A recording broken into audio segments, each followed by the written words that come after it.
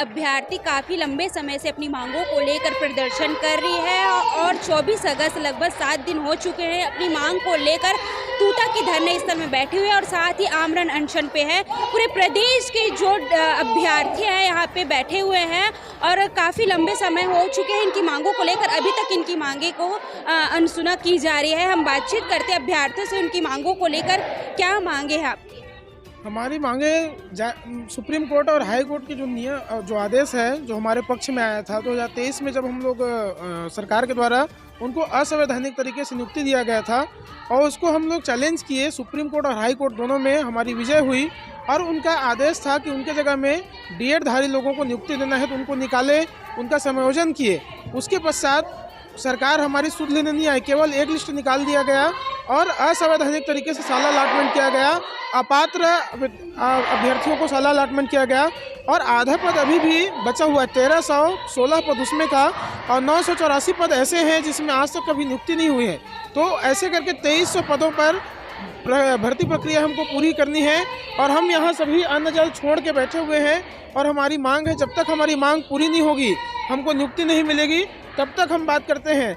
आज हमारे सरकार के द्वारा सुशासन की बात कही जाती है, मैं उनसे पूछना चाहता हूँ सुशासन कहाँ है? आप स्वयं मुखिया होकर, शिक्षा मंत्री होकर, मुख्यमंत्री होकर न्यायालय के आदेशों का पालन नहीं कर रहे हैं और आप सुशासन की बात करते हैं। आप सपनों का छत्तीसगढ़ की बात करते हैं, आप शिक्षा को एक तरफ बर्बाद कर रहे हैं, स्कूलों को बंद कर रहे हैं और जो भर्ती आप ले रहे हैं उसको आप पूरी कर नहीं पा रहे हैं, तो कहाँ से सपनों का छत्तीस बनेगा? आज हम भूखे प्यासे यहाँ बैठे हुए हैं, हमें ना स्वास्थ्य सुविधाएं दी जाती है, ना ही कोई प्रशासनिक अधिकारी हमको हमारी सुध लेने आता है और ना ही कोई जनप्रतिनिधि आज तक हमारी सुध लेने आए हैं। हम उनसे यही कहना चाहते हैं, क्या हम छत्तीसगढ़ के निवासी नहीं हैं? क्या हम अपनी बातों को नहीं मनवा सकते? क्या हम संवैधानिक बातों को मनवाना चाहते हैं? जो सुप्रीम कोर्ट और हाई कोर्ट कह रहा है हम उन चीज़ों को मनवाना चाहते हैं और सरकारी हमारी मांग पूरी नहीं होगी, जब तक नहीं करेगी तब तक हम यहाँ से जाएंगे नहीं, चाहे हमारी जान ही क्यों न जाए, चाहे इसके और जो भी होगा उसकी संपूर्ण जिम्मेदारी माननीय मुख्यमंत्री की, शिक्षा मंत्री की और पूरा मंत्रिमंडल का होगा। हम यही बस उनसे कहना चाहते हैं, हमें जल्द से जल्द नियुक्ति दो और हमें मरने पर मजबूर ना करो। अगर हमारी लाश पर रह के आप हमें हमारे घर वालों को ढांढस बनाना चाहते हैं तो आप वो मंजर भी बहुत जल्दी आएगा। तब तक हम बिना अन्न जल के यहाँ रहेंगे और हमारी मृत्यु के कारण केवल वही होंगे। इतना ही कहूँगा। आप अपनी मांगों को लेकर शिक्षा मंत्री से बातचीत, उनसे भेंट करने के लिए हम लोग गए थे मैडम 9 नवंबर को, तो उनका कहना ये था कि अभी सब लोग बिहार चुनाव में गए हैं, माननीय शिक्षा मंत्री जी, शिक्षा सचिव जी, और उन्होंने कहा तो उनसे हमने ये कहा कि शिक्षा विभाग आपके पास है और आप उनकी तरफ इशारा करते हैं, तो धिक्कार है आपके शिक्षा मंत्री होने पर। आप इस्तीफा दीजिए अपने पद से, जब आपको पता नहीं है कि करना क्या है, अपने विभाग को कैसे देखना है, और आप कहते हैं कि वो शिक्षा मंत्री, शिक्षा सचिव और मुख्यमंत्री बिहार चुनाव में गए हैं, तो आपकी इस बात के शिक्षा मंत्री आपको धिक्कार है, शर्म आनी चाहिए, आपको अभी इस्तीफा देना चाहिए। और उन्होंने कहा था 14 नवंबर के बाद बात करेंगे। आज तक उनकी ओर से कोई पहल नहीं हुआ है और न ही उन्होंने हमारी कोई सुध ली है। उन्होंने कहा था कि आपके प्रतिनिधि मंडल से बात करेंगे, लेकिन आज तक ऐसे कोई बात नहीं हुआ है। तभी हम लोग यहाँ अनशन पे बैठे हुए हैं। उनकी हम बड़ी आस लेके गए थे और वहाँ जब हम लोग गए थे ना मैडम, तो पुलिस वालों के द्वारा डंडे मार के हमको गाली गलौज करके भगाया गया कि आप लोग असंवैधानिक तरीके से बैठे हैं। मैं पूछता हूँ, जब वो हमारे घर में वोट मांगने आते हैं तो क्या मेरे से पूछ के आते हैं? क्या हम अपने मंत्रियों के द्वारा, हमारे ही द्वारा बनाए गए हैं, उनके द्वारा बनाए गए, हमारे द्वारा बनाए गए लोगों के पास हम नहीं जा सकते? तो ये कहाँ का सुशासन है बताइए आप? यहाँ हम लोग कम से कम 150 से 200 लोग आमरण अनशन पे हैं और 200-300 लोग ऐसे हैं जो लगातार अभी हॉस्पिटलाइज्ड होते जा रहे हैं। ड्रिप चढ़ा के उनको बार बार यहाँ भेजा जा रहा है। कोई न्यायोचित, कोई शिक्षा के लिए परेशानियों का सामना करना पड़ता है। बहुत ज़्यादा सब परेशानी है मैडम। हम लोग रोने के लिए, बिलखने के लिए विवश है। हमारी माताएं जो हैं बच्चों को लेकर आई हैं और वो खुद आमरण अनशन पे है। हमारे साथियों को देख रेख करने के लिए बेड कम पड़ जा रहा है, एम्बुलेंस आता है, फिर जाता है, फिर आता है, समय पर उनको शिक्षा, स्वास्थ्य की सुविधाएं नहीं मिल पा रही है। देख सकते हैं काफ़ी आक्रोश में है अभ्यर्थी। यहाँ पे आमरण अनशन पे भी बैठे हुए हैं, जिस दिन से ये लोग धरना प्रदर्शन कर रहे हैं, और भी अभ्यर्थी उनसे बातचीत करते हैं। हम क्या कहेंगे आप अपनी मांग? मेरा सरकार से निवेदन है मैम कि 2300 पदों को पूरा करे।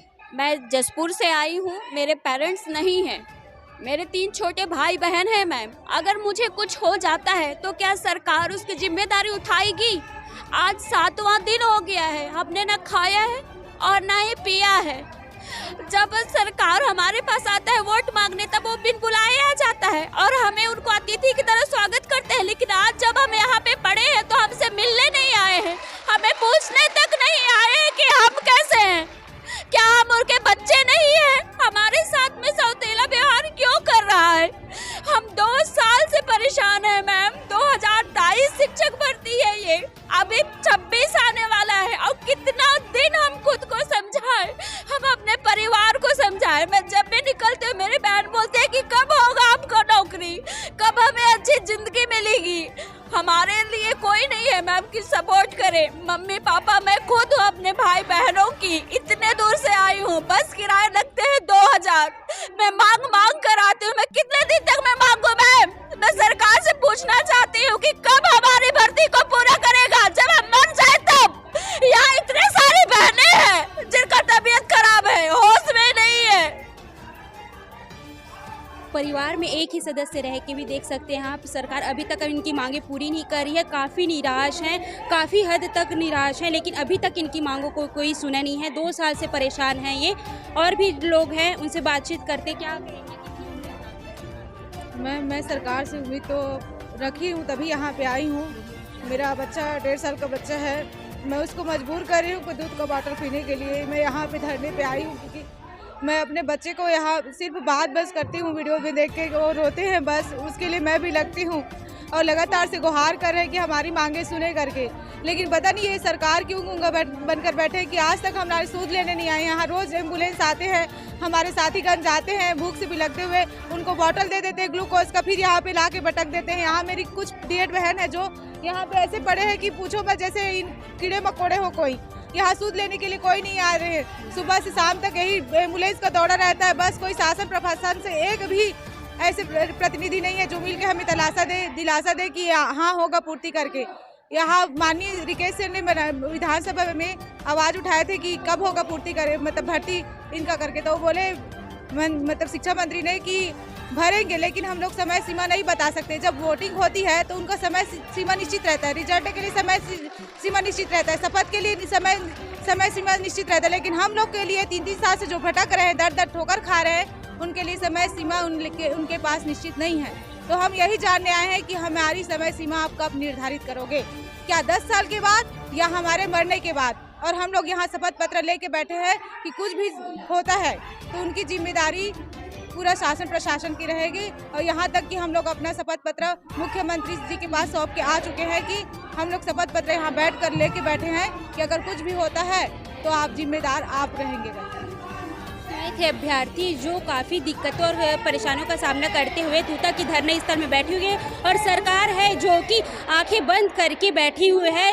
अभी तक इनकी मांगों को लेकर कोई सुनवाई नहीं की है। अब देखना ये है आगे कब तक इनकी मांगें पूरी होती है, कब तक ये लोग धरना पे बैठे रहते हैं। बने रहिए न्यूज़ सिटी 24 पर, रायपुर छत्तीसगढ़।